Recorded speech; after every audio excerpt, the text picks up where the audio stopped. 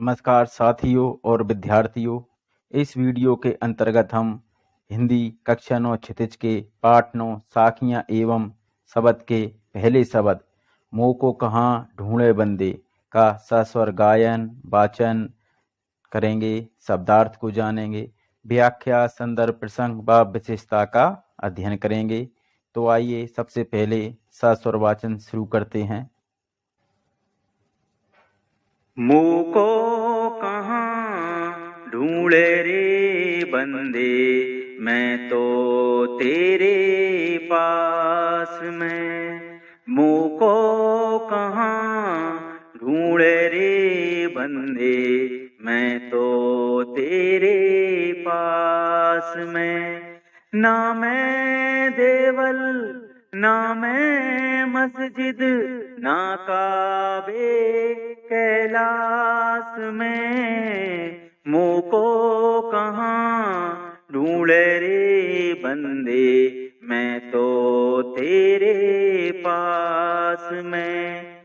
ना तो कोने क्रिया कर्म में, ना ही योग बैराग में। मुँह को कहाँ ढूंढे रे बंदे, मैं तो तेरे पास में। खोजी होए तो तुरतई मिले हो, पल भर की तलाश में। मुँह को कहाँ ढूंढे रे बंदे, मैं तो तेरे पास में। कहें कबीर सुनो भई साधो, सब श्वासों की श्वास में। सब श्वासों की श्वास में। मुँह को कहाँ ढूंढे रे बंदे, मैं तो तेरे पास में। सब श्वासों की श्वास में। सस्वर वाचन के बाद आइए अब इस पद के शब्दार्थ को जानते हैं। मोको यानी मुझे, बंदे बंदे यानी बंदगी करने वाला, ईश्वर की उपासना करने वाला, उसका भक्त। देवल यानी मंदिर। काबे काबे यानी काबा जो कि मुस्लिम लोगों का पवित्र स्थल है। कैलाश हिंदुओं का पवित्र तीर्थ स्थल है। कोने यानी किसी क्रियाकर्म यानी व्रत, उपवास, भजन, पूजन, जप, तप आदि। तुरतही यानी तुरंत। मिली हो यानी मिल जाना। तलाश यानी खोज। शब्दार्थ के बाद अब हम संदर्भ को जानेंगे। संदर्भ में यह बताया जाता है कि प्रस्तुत पद वह किस पुस्तक से और उस पुस्तक के किस पाठ से लिया गया है, व इस पद को लिखने वाले कवि या रचयिता कौन है। तो प्रस्तुत पद हमारी पाठ पुस्तक क्षितिज के पाठ साखियाँ एवं शब्द से लिया गया है। इसके रचयिता कबीरदास जी हैं। अगला है प्रसंग। प्रसंग में यह बताया जाता है कि प्रस्तुत पद में कवि क्या कहना चाह रहे हैं और किसके माध्यम से वो अपनी बात को रख रहे हैं। तो प्रस्तुत पद में कवि दो बातें कहना चाहते हैं। पहली के जो ईश्वर है वो कहाँ नहीं मिलता, और दूसरी के ईश्वर कहाँ पर मिलता है। तो आइए देखते हैं। प्रस्तुत पद में कबीरदास जी ने बताया है कि ईश्वर स्थान विशेष पर एवं विशेष प्रकार के क्रिया कर्मों द्वारा नहीं मिलता, बल्कि स्वयं के भीतर खोजने से मिलता है। कहाँ नहीं मिलता? स्थान विशेष पर और विशेष प्रकार के क्रिया कर्म में नहीं मिलता। कहाँ मिलता है? स्वयं के भीतर खोजने से मिलता है। देखिए ये पद में ये चीजें कहाँ हैं। ना मैं देवल ना मैं मस्जिद, ना काबे कैलाश में। देवल यानी मंदिर, मस्जिद, काबा और कैलाश ये स्थान है। कबीर के अनुसार अगर हम ईश्वर को केवल इन्हीं जगह पर ढूंढने जाएंगे और यह मानेंगे कि ईश्वर यहीं पर मिलता है, तो हमें ईश्वर वहाँ पर नहीं मिलेगा। ना तो कौन क्रिया कर्म में, ना ही योग वैराग में। क्रिया कर्म यानी जप तप व्रत उपवास आदि आदि, और योग वैराग।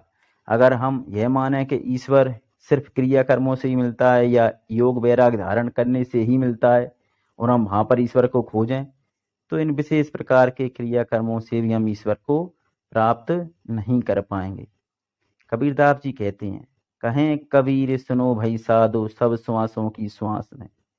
जब व्यक्ति अपनी श्वासों पर ध्यान लगाता है, अपने श्वासों के जरिए अपने अंदर की यात्रा करता है, तो हमारे अपने अंदर ही हमें ईश्वर की प्राप्ति होती है। स्वयं के भीतर खोने से हमें ईश्वर की प्राप्ति होती है। प्रसंग के बाद आइए व्याख्या को समझते हैं। कबीरदास जी के इस पद में ईश्वर उसकी बंदगी करने वाले लोगों से कह रहे हैं कि हे बंदों, तुम मुझे बाहर किधर ढूंढते फिर रहे हो? मैं तो तुम्हारे पास, तुम्हारे भीतर हूं। देखिए, मोको कहाँ ढूंढे रे बंदे, मैं तो तेरे पास में। मोको यानी मुझे, बंदे, बंदे यानी बंदगी करने वाले या उपासना करने वाले। ईश्वर कह रहे हैं, हे बंदे, तुम मुझे कहाँ ढूंढ रहे हो? मैं तो तेरे पास में हूँ, तेरे भीतर हूँ, और तुम मुझे बाहर ढूंढते फिर रहे हो।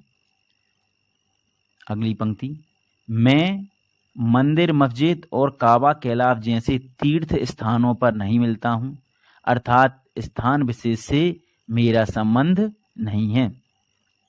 देखिए, ना मैं देवल, ना मैं मस्जिद, ना काबे कैलाश में। देवल यानी मंदिर या देवस्थान, मस्जिद, काबा ये मुस्लिमों का पवित्र तीर्थ स्थल है, और कैलाश हिंदुओं का पवित्र तीर्थ स्थल है। अगर हम यह माने कि ईश्वर सिर्फ मंदिर में मिलेगा, या सिर्फ मस्जिद में मिलेगा, या सिर्फ काबे में मिलेगा, या सिर्फ कैलाश में मिलेगा, तो हमें इनमें से ईश्वर कहीं पर भी नहीं मिलेगा। ईश्वर का किसी स्थान विशेष से संबंध नहीं होता। अगली पंक्ति, ना मैं धार्मिक क्रियाकलाप और कर्मकांड से ही मिलता हूँ, और ना ही मुझे योग साधना और वैराग्य धारण करने से प्राप्त किया जा सकता है। अर्थात किसी कर्म विशेष से भी मुझे नहीं पाया जा सकता है। देखिए, ना तो कौने क्रिया कर्म में, ना ही योग वैराग में। कौने यानी किसी प्रकार के क्रियाकर्म, क्रियाकर्म यानी जप तप व्रत उपवास पूजन पाठ। अगर हम ये माने कि ईश्वर सिर्फ इन्हीं क्रियाकर्मों से मिलता है, योग से मिलता है, या संसार को छोड़कर जंगल में चले जाने से, वैराग धारण करने से मिलता है, तो हम ईश्वर को इनके जरिए भी प्राप्त नहीं कर सकते। अर्थात ईश्वर किसी कर्म विशेष से भी पाया नहीं जा सकता। अगली पंक्ति, जो मेरा सच्चा खोजी होगा उसे मैं तुरंत ही मिल जाऊंगा। सच्चे खोजी को मुझे पाने के लिए पल भर का भी समय नहीं लगता है। ईश्वर ने कहा है कि खोजी होए तो तुरंत ही मिले हों पल भर की तलाश में। कि जो खोजी होगा, जो मुझे सच्चे हृदय से पाना चाहेगा, उसे मैं तुरंत ही यानी तुरंत मिले हों, मिल जाऊंगा पल भर की तलाश में।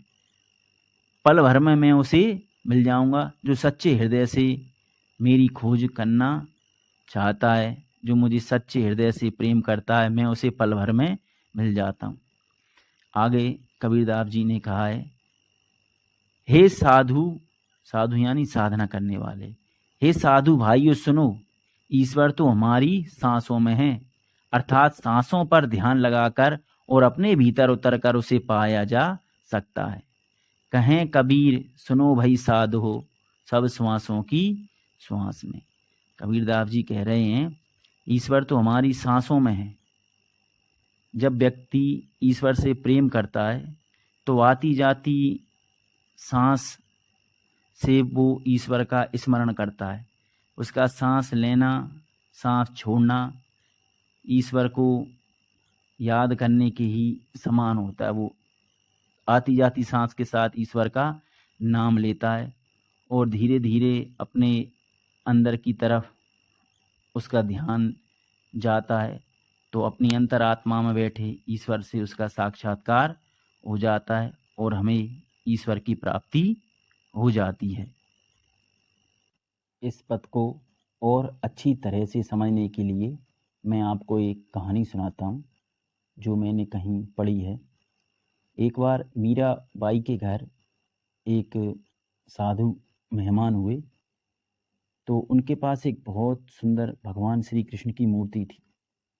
मीराबाई उस समय छोटी थी और उनको वह मूर्ति बहुत भा गई। उस मूर्ति को देखते ही उन्हें भगवान की उस मूर्ति से प्रेम हो गया। सुबह जब वो साधु जाने लगे तो मीराबाई ने उनसे वह मूर्ति मांगी, लेकिन साधु को भी उस मूर्ति से प्रेम था, तो उन साधु ने वह मूर्ति देने से मना कर दिया। साधु चले गए, लेकिन मीराबाई ने खाना पीना छोड़ दिया। वो एक ही जिद पकड़ कर बैठ गई कि उनको वह मूर्ति चाहिए। घर वालों ने और दूसरी तरह की मूर्तियां ला कर दी होंगी, लेकिन मीराबाई को सिर्फ वही मूर्ति चाहिए थी और किसी मूर्ति में उनको वो बात ही नजर नहीं आई जो बात साधु की उस मूर्ति में नजर आई थी। जब साधु किसी दूसरे गांव में पहुंचे और वहां पर रात रुके, तो उनको रात को सपने में भगवान श्री कृष्ण ने दर्शन दिए और उनसे कहा कि यह मूर्ति जिसकी है तुम उसको दे आओ। तुम्हारा काम केवल इतना था, मूर्ति को इसके असली हकदार तक पहुंचाने का। और साधु की नींद खुली तो उसने सोचा कि मेरा जीवन गुजर गया, मैंने इस मूर्ति की पूजा में अपना सारा जीवन लगा दिया, इसको मैंने जल चढ़ाया, फूल चढ़ाए, इसकी आराधना की, लेकिन भगवान ने मुझे तब कभी दर्शन नहीं दिए। और उस बालिका के मूर्ति मांगने की जिद पर ही भगवान ने मुझे सपने में आकर कह दिया कि उसको जाकर मूर्ति दे आओ। तो वह साधु गया और उसने मीराबाई जी को वह मूर्ति दी और मीराबाई उसे पाकर बड़ी प्रसन्न हो गई। तो कहने का मतलब ये है कि मीराबाई ने भगवान की भक्ति मूर्ति से ही शुरू की थी, लेकिन अंत में उन्होंने भी सांसों के जरिए अपने अंदर की यात्रा की और अपने अंदर ईश्वर को पाया। शुरुआत मूर्ति से की और ईश्वर को अपने अंदर पाया, और इसलिए मीराबाई का एक भजन भी प्रसिद्ध है, सांसों की माला पे सिमरू में पी का नाम।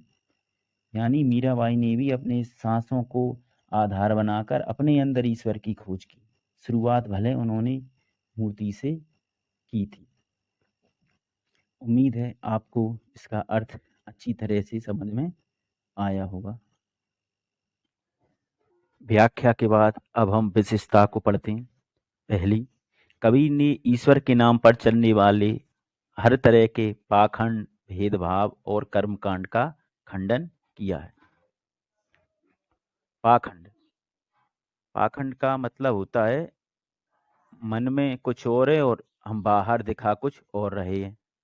कबीर का एक भजन बड़ा प्रसिद्ध है, मन ना रंगाए योगी कपड़ा रंगाए।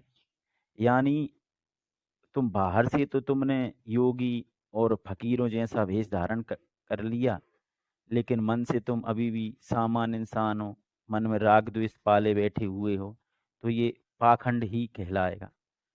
तो इसका कबीरदास जी ने विरोध किया है। भेदभाव, भेदभाव जैसे सिर्फ मंदिर में मिलेगा या सिर्फ मस्जिद में मिलेगा, सिर्फ काबे या कैलाश में ईश्वर मिलेगा, तो ऐसे भेदभाव का कबीरदास जी ने विरोध किया है। और कोनो क्रिया कर्म ना ही योग वैराग में, जैसे कर्म कांडों पर आधारित अगर हम ईश्वर को पाने का प्रयास करें तो उसका भी कबीरदास जी ने विरोध या खंडन किया है। दूसरी विशेषता, पद की भाषा सहज सरल व साधु कड़ी है। सहज सरल यानी आसानी से पढ़ी भी जा रही है और समझ में भी आ रही है। तो सहज और सरल हुई। साधक कुड़ी भाषा है, यानी इस पद में भिन्न भिन्न भाषाओं के कुछ कुछ शब्दों का प्रयोग हुआ है, इसलिए इसे साधु कड़ी या पंचमेल खिचड़ी भाषा भी कह सकते हैं। पद में शांत रस है। भक्ति परक रचनाओं में जहाँ पर ज्ञान से संबंधित रचनाएं होती हैं या अध्यात्म से संबंधित रचनाएं होती हैं, वहाँ पर शांत रस होता है। पद में प्रसाद गुण है, क्योंकि पद बिना ज़्यादा प्रयास के आसानी से समझ में आ रहा है और मन शांत और प्रसन्न भी हो रहा है, इसलिए पद में प्रसाद गुण है। पद में अनुप्रास अलंकार का प्रयोग हुआ है, जैसे काव्य कैलाश में का वर्ण आ रहा है, कौने क्रियाकर्म में भी का वर्ण आ रहा है, कहे कबीर में भी का वर्ण आ रहा है, इसलिए इस पद में अनुप्रास अलंकार का प्रयोग हुआ है। उम्मीद है आपको कबीर साहब का ये शब्द समझ में आया होगा। अब तक वीडियो में बने रहने के लिए धन्यवाद।